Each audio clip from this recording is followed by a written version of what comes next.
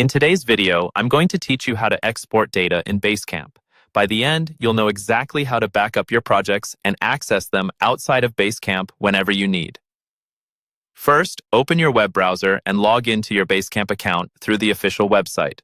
Make sure you're signing in with an account that has the right permissions to manage account-level settings, since exporting data usually requires admin access. Once you're logged in and on the main dashboard, you're ready to move into the admin area. Next, look near your profile icon at the top of the screen for something called Admin Land, or it may simply appear as Admin on your account page. Go ahead and click that. This is where Basecamp keeps all the high-level controls for your account, including the option to export your data. Inside Admin Land, scroll until you find the option that says Export Data from this account, or in some versions, Set up or download an export. Click that link to start the export process.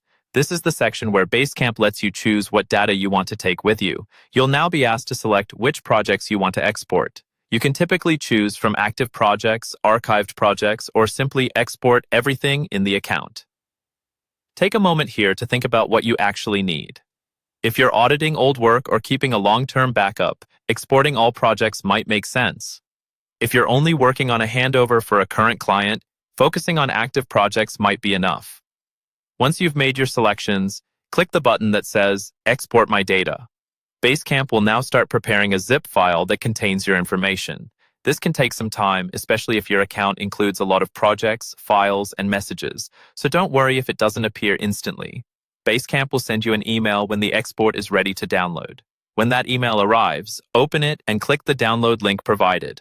Keep in mind that this link is usually available for only a few days, so try not to delay. Save the zip file somewhere you'll remember, like your desktop or a dedicated backups folder. After the download finishes, unzip the folder. Inside, look for a file called index.html. Open that file in your web browser.